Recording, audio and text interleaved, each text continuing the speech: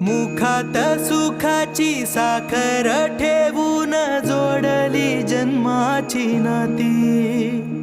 रामाच्या रूपात जपला माणूस मारुती रायाची छाती। वाघाची लीलानी कपाळी टिळा तू जेडंधारासाठी। भनक भीतीची नवती भवती आभाळ रे माझ्या पाठी। देऊन किनारा मनाच्या होडीचा सारंग हर